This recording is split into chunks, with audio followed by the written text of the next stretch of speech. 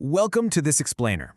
Today we're diving straight into what is essentially a true crime story, but it's taking place right at the microscopic level.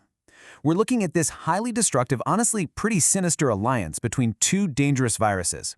Let's get right into it, because what we're about to uncover fundamentally changes how we need to think about liver disease. Look, we all know that the Hepatitis B virus is a massive global threat, right? It infects hundreds of millions of people all over the world. It causes serious long-term liver damage. It's bad.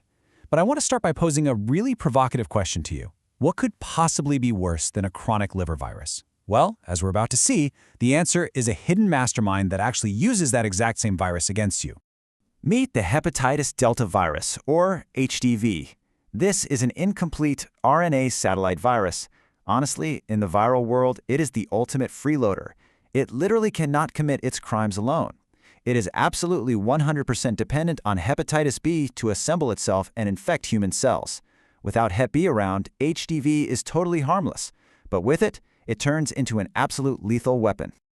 So, to really understand our hijacker, we first need to quickly understand its accomplice, hepatitis B. Here's the basic threat profile for Hep B. It's a hepatropic DNA virus, which is just a fancy way of saying it specifically targets and infects your liver cells. And to get inside those liver cells, it uses a very specific doorway called the NTCP receptor. But here is the absolutely crucial part. Hepatitis B creates this outer envelope made up of surface antigens, known as HBsAg. I want you to remember those surface antigens, because they are about to become the essential getaway car for a microscopic hijacker. Enter the mastermind hijacker itself, and how it steals that getaway car. First discovered back in 1977 in patients with unusually severe Hep B, HDV is the shadow virus lurking behind the absolute worst clinical cases. When you compare the structures of these two viruses, it's pretty wild. HDV has completely hijacked Hep B's cellular machinery. It literally wraps its own tiny little RNA genome right inside those stolen Hep B surface antigens we just talked about. I mean, without this stolen envelope, HDV couldn't even attach itself to a single liver cell. And what's really crazy is just how minimalist this mastermind is. HDV is actually the smallest known virus to infect humans, period. Its entire genome only codes for two proteins, the small and large delta antigens. That's the whole shebang. It brings almost nothing to the table, relying entirely on your cells to replicate and on Hep B to give it the structural envelope it desperately needs to survive and spread. But how does this duo actually infect someone in the real world? Well, it turns out the timing of the hijacker's arrival changes everything. It's a tale of two crimes, co-infection versus superinfection. So, there are two diverging paths here. First, you've got co-infection. This is when a person gets hit by both hepatitis B and hepatitis delta at the exact same time. Then you've got superinfection. This is a much more dangerous, urgent scenario where the HDV hijacker invades someone who is already carrying a long-term, chronic hepatitis B infection. Think about how these clinical pathways play out. If you get hit with both viruses at once, a co-infection. Yeah, it causes acute hepatitis, but your immune system can actually fight it off most of the time. It's usually self-limiting, and only about 10% of those cases turn into chronic HDV. But a superinfection, if HDV invades a liver where Hep B is already perfectly established, the body almost never clears it. Since Hep B is already there, pumping out a never-ending supply of those surface antigens, our hijacker can just replicate completely unchecked. I really want this number to sink in. 80%. Up to 80% of superinfections progress to a chronic, relentless hepatitis delta infection.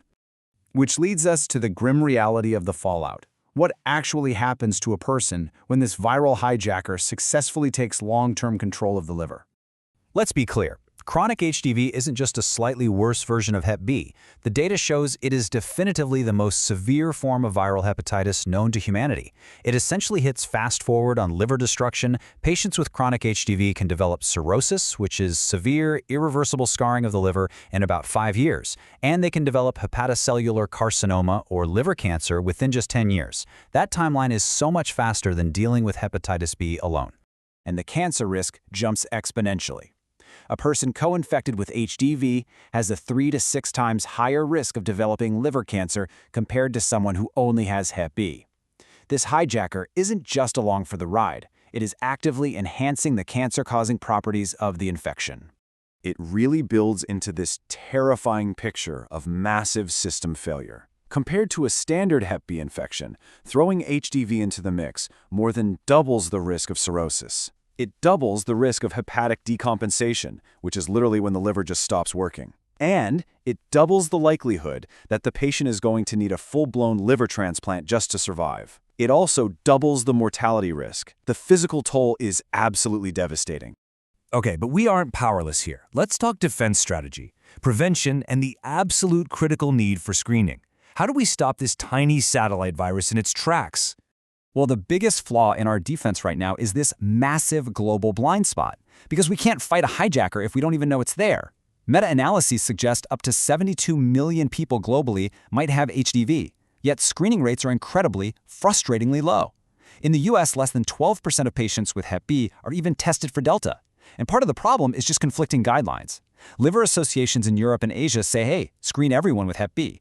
But American guidelines currently lean toward risk-based screening, which means countless cases are just slipping right under the radar. So, our actual defense strategy boils down to two very logical, actionable steps. Step 1, vaccinate against hepatitis B. Since HDV physically cannot exist without Hep B, the vaccine acts as a dual shield. You prevent Hep B, you completely starve HDV of the envelope it needs to survive. Boom, infection impossible. Step 2, for people who already have Hep B, we need aggressive, proactive screening. Every single person who tests positive for Hep B surface antigens needs to be tested for HDV antibodies so doctors can intervene early. I want to leave you with this final thought. We know exactly how this viral hijacker operates. We know it steals the hepatitis B getaway car, and we know it causes the most severe form of viral hepatitis in the world. So, with a highly effective dual shield vaccine already available and reliable screening tests sitting right there at our disposal, how many hidden hijackers are we missing right now simply because we aren't looking for them? It's a critical question we have to answer for the future of global liver health. Thanks so much for joining me for this explainer.